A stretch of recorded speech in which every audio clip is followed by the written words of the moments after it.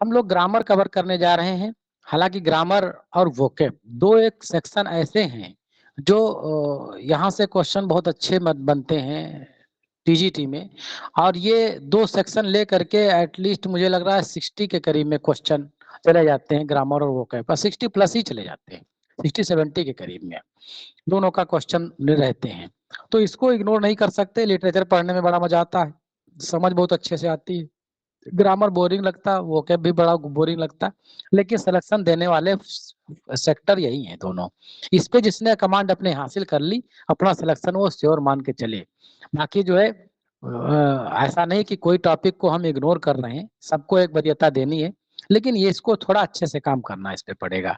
हम जो है पार्ट्स ऑफ स्पीच सबसे ज्यादा पहले कवर करेंगे, क्योंकि पार्ट्स ऑफ स्पीच जो है आयोग ने कह दिया, अपने सिलेबस में लिख के दे दिया कि भाई साहब पार्ट्स ऑफ स्पीच हम पूछेंगे पूछेंगे। पार्ट्स ऑफ स्पीच में सबसे पहला जो है नाउन आता है, तो पार्ट्स ऑफ स्पीच को कवर करते हुए हम आगे चल रहे हैं। इस नोट्स में हम लोग कवर करने क्या जा रहे हैं, define the understand the function of the nouns as a sentence. Sentence में नाउन के फंक्शन क्या क्या होते हैं ये हम पढ़ेंगे इसमें। Identify the different type of the nouns, जैसे common noun, proper noun, collective, abstract होते हैं, ये हम लोग पढ़ने वाले हैं। Recognize noun classification based on the gender, countability and number. ये सारी चीजें जो है हम लोग इस नोट्स में पढ़ने वाले हैं। अगर आउटलाइन की बात कर लें अगर हम, तो हमें इंट्रोडक्शन पूरा देखना है इसमें पार्ट्स ऑफ स्पीच का, फिर डिफिनेशंस और एग्जांपल्स देखना है नाउन का, और फिर टाइप्स ऑफ नाउन हम पढ़ेंगे, जेंडर और नंबर जो नाउन्स के वो पढ़ेंगे, और केस भी पढ़ेंगे, और क्विक प्रैक्टिस करेंगे इन एक्टिविटीज का जो भी है। ये सब इतना करते हुए हम आगे बढ़ेंगे। अब हम आते हैं अपने मूल टॉपिक पे, जो कि हमारा पार्ट्स ऑफ स्पीच।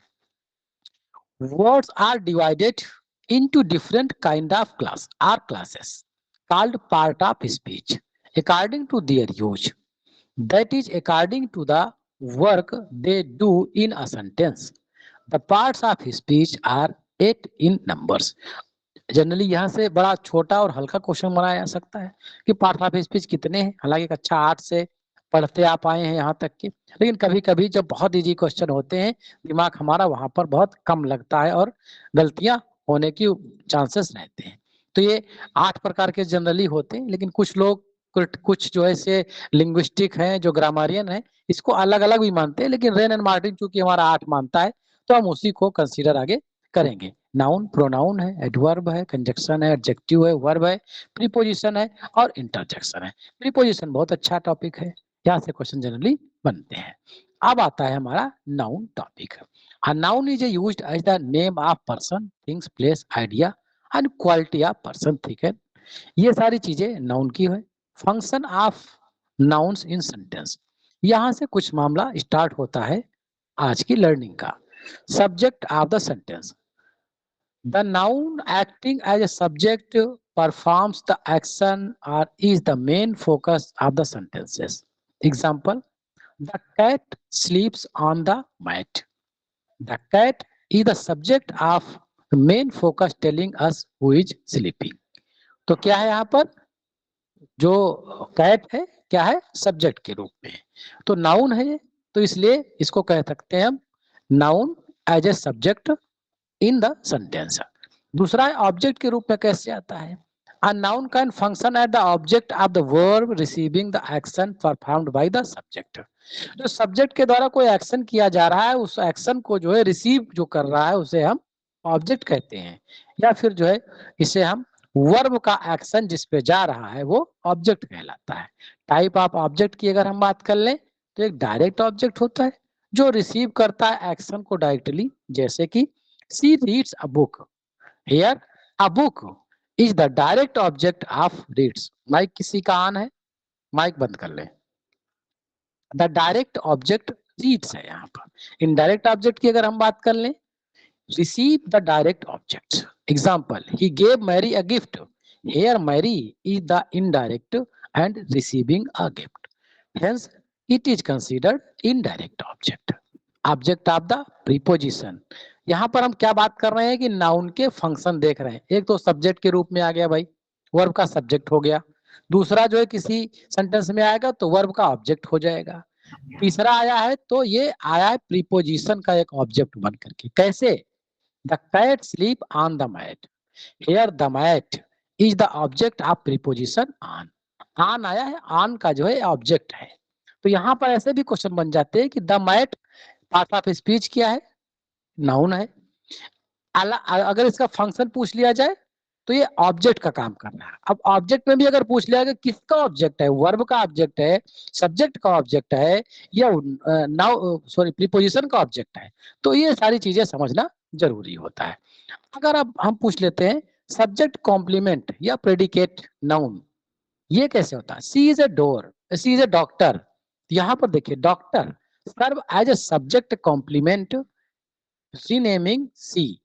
ये जो कॉम्प्लीमेंट होता है, तो जो विशेषता एक प्रकार से जो जिस चीज के विषय में वर्णन किया जा रहा है वो सब्जेक्ट को एम्फसाइज कर रहा है या सब्जेक्ट को एलेबोरेट कर रहा है। तो सब्जेक्टिकल और ऑब्जेक्टिकल दो कॉम्प्लीमेंट होते हैं, तो यहाँ सब्जेक्ट को अगर एलेबोरेट कर रहा है तो सब्जेक्टिकल होगा। यहाँ पर डॉक्टर कौन है? अगर डॉक्टर की बात करा जाए डॉक्टर है कौन, तो आपका उत्तर आएगा सी है। तो जब यहाँ पर एलिबरेटिव जो सेंटेंस है या फ्रेज है उसका जो रिफ्लेक्शन है वो सीधे सब्जेक्ट पर आ जाए तो ये सब्जेक्टिव कॉम्प्लीमेंट कहलाता है, जो कि यहाँ पर एक वर्ड है, इसलिए क्या हो गया ये नाउन, और ये आया कैसा है सब्जेक्ट का कॉम्प्लीमेंट के रूप में। तो फोर्थ फंक्शन हो गया। 6 फंक्शन टोटल होते हैं, 2 फंक्शन और हैं उनको भी देख लेते हैं। अपोजिटिव, इसका केस इन अपोजिटिव आपने पढ़ा होगा, जैसे my friend John loves to travel.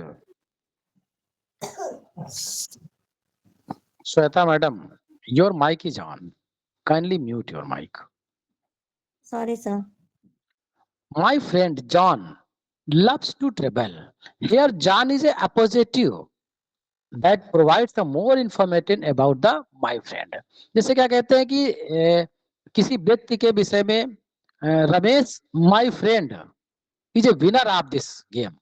Ramesh जो कि मेरा दोस्त है इस गेम का विनर है। ये केस इन अपोजिशन में आपने पढ़ा है। तो यहाँ पर जो आया है माय फ्रेंड, ये जो है जो जॉन आया है तो ये नाउन है, लेकिन माय फ्रेंड का क्या है ये अपोजिटिव नाउन ये आया हुआ है।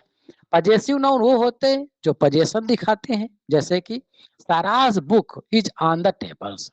Hair Sarah's shown the ownership indicating that the book belongs to the Sarah. इसलिए सराह क्या है यहाँ पर पजेसिव नाउन के अंतर्गत ये आएगा। तो इस तरह से आज हम लोगों ने नाउन की शुरुआत करी। नाउन पे जो है फंक्शन हमने देख लिया कि नाउन का फंक्शन होता क्या क्या है। अब कल के टाइप पे जो सेशन है हमारा उसमें देखेंगे काइंड ऑफ नाउन। काइंड दो प्रकार के वो देखते हैं हम, एक तो स्ट्रक्चरल बेस पर और एक फंक्शनल बेस पर। तो दोनों प्रकार कल देखेंगे, और नाउन और फिर नाउन नंबर और नाउन जेंडर कल ये चीजें करेंगे, और फिर इसके बाद जो है हम इस पे टेस्ट करेंगे। जो ही हमारा टॉपिक पूरा होता है टॉपिक के बाद जो है उससे संबंधित टेस्ट आपको देना, इसलिए टॉपिक बराबर अच्छे से पढ़ें। नहीं समझ में आता है दोबारा से वीडियो देख लें, पीडीएफ मिल रहा है उसको रिवाइज कर लें। बावजूद इसके नहीं समझ में अगर कुछ चीजें आती है तो लाइव क्लास में ओपनली आप पूछ सकते हैं। This is a democratic environment. ऐसा नहीं है कि किसी बहुत बड़े टीचर के नामी गिरामी टीचर के जुड़े हुए हैं और उसने कह दिया कि नहीं बोलना ही नहीं है आपको। यहाँ बोलना है, अपनी बातों को रखना है, कहीं से कोई कंफ्यूजन अगर आता है उसको क्लियर कर लेना है। तो आज का सेशन जो है हम यहीं तक रखेंगे, मिलेंगे आप लोगों से कल एज यूजुअल।